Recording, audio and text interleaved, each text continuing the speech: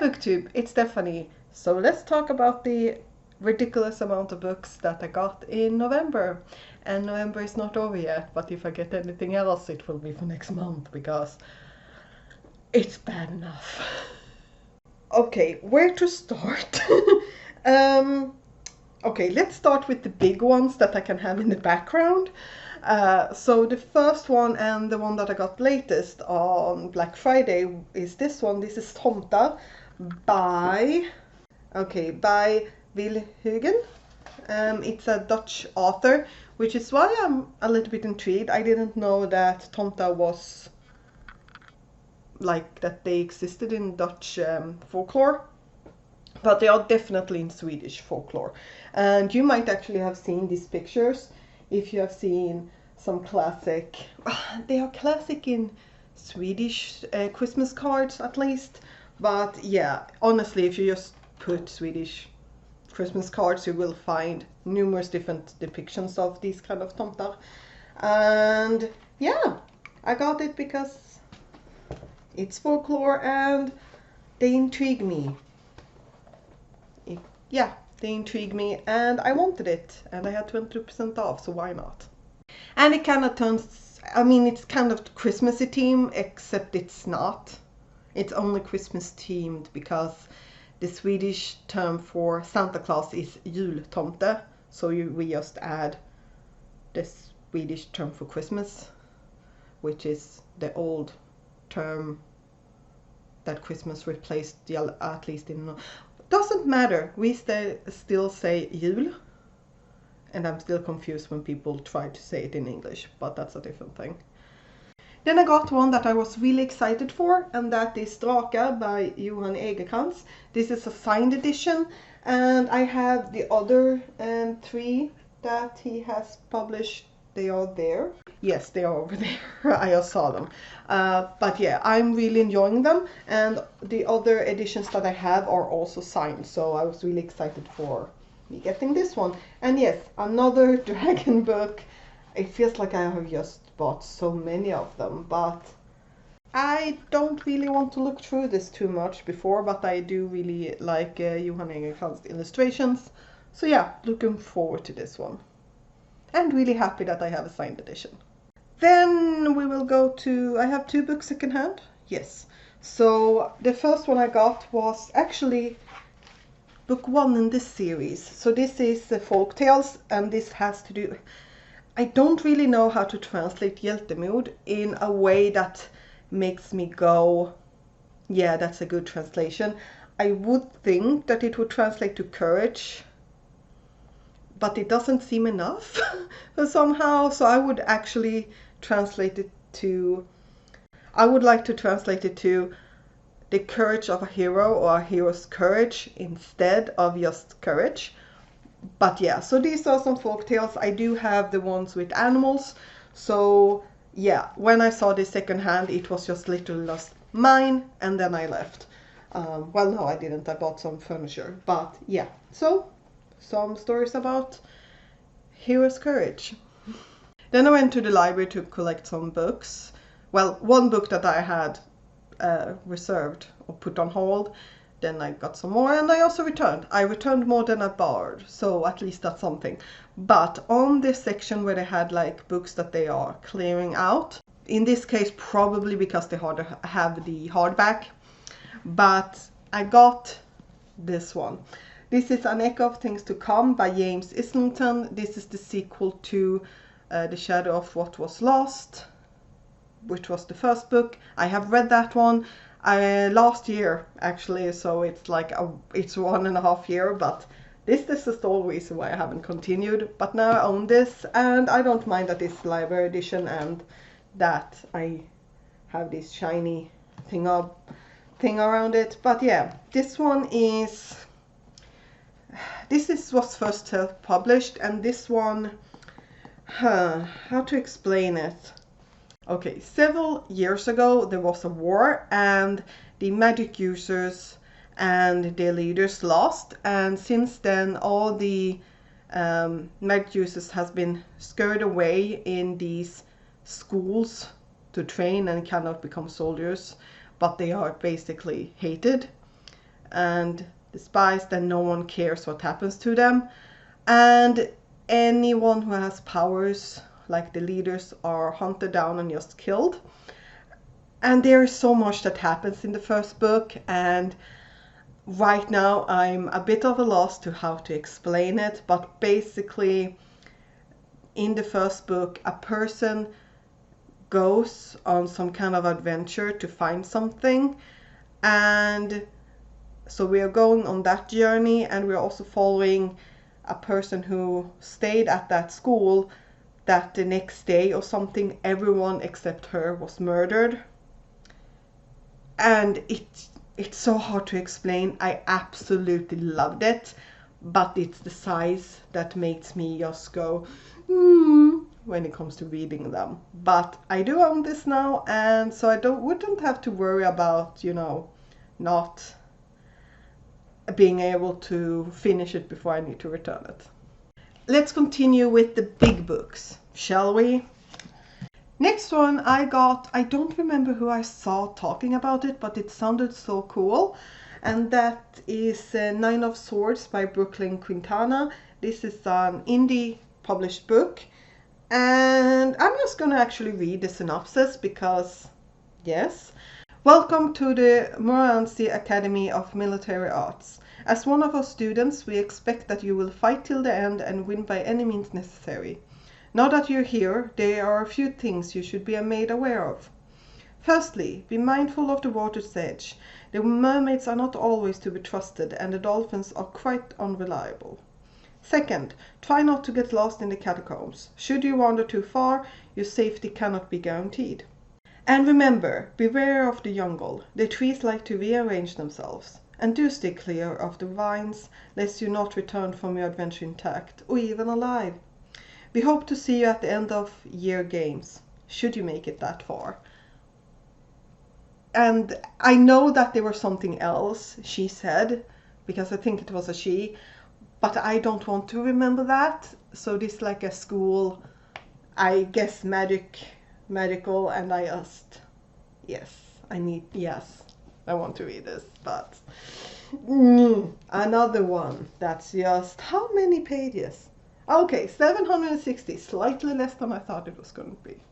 I think this is funny. I just put all the other books that I have left in a pile, and I have removed the two biggest books, and you can still see the top book. Lovely. But the next one I have here is Storm's Heart by Tia Harrison. This is the sequel to Dragonbound that I quite enjoyed. I had fun reading it.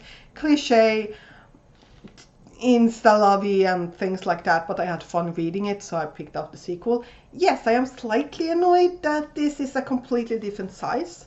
I honestly tried to find a mass market paperback, but I couldn't find it, so okay.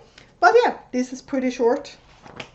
Shorter than the first one, I think. No, actually, it's slightly longer, which is weird because that one looks thicker. But yeah, I had fun reading it, and this one is following another person. And I called who she was going to end up with, but that was just me. I have a very dark background. I put it there. Oh well, does not matter. Next one, we have a manga. And that is A Drugstore in Another World, The Slow Life of a Sheet Pharmacist, Volume 1. Story by Kanoji and art by Eri Haruno. And yes, another one. People from our world travels to another one. What else? But this particular person, actually, I've read it. Yes, I've read it. I was confusing it with another one. But we are following a person who, when he ends up in this world, he finds out that he has gotten some powers. It's basically another one of those gamey type thing where you can see his stats, etc. And he notes that he has the ability to create potions that apparently taste good compared to everything else in this world. Yeah, we'll see what happens. This was really short. I do wish that this particular volume would have been a little bit thicker. But we'll see what happens in the next one, because so far I'm liking it. But I'm kind of considering if I should get the light novel instead. So we'll see what I feel. So the next one is actually a YA, I know, but it's How Not to Be a Vampire Slayer by Birchall. This just sounded funny, which was why I picked it up.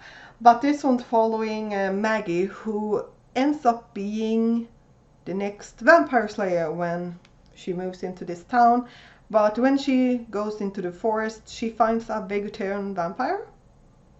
Yeah, she doesn't want to kill the vampires because she thinks that they need protection as well.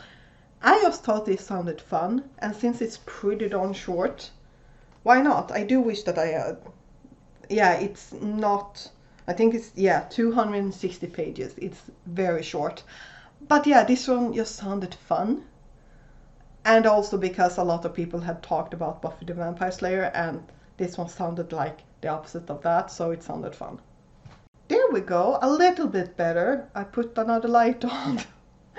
But yeah, there's that, and there's those two. So next I got, this is another one, why haven't I read the first one I got of these? But this has been sold out like for ages. So I was like, when I saw that they had it in, I was like, okay, fine, let's just get it. And that is Full Metal Alchemist volumes 4, 5, and 6. So another omnibus. I have the first one, and I've only read volume 1. Like volume 1 as in volume 1, not omnibus volume 1. But yeah, in this we are following a person who is the Full Metal Alchemist who tries to bring his mother back from the dead, but when he tried, he lost an arm and a leg, and his brother lost his whole entire body. From what I remember of the first volume, I thought it was really fun, so yeah, I just need to start reading them. But I have been focusing on the manga that I've gotten out from the library, because for some reason, I swear, it must be the same person. It must be, because every time when I picked one out, I'm like, oh, I will not manage to read it in time, and I want to renew it. It's like, no, every single time. Every single time. And the books that I'm like, oh, let's just renew this, otherwise I will just bring it back to library, those I can renew. But the ones that I want to frustration.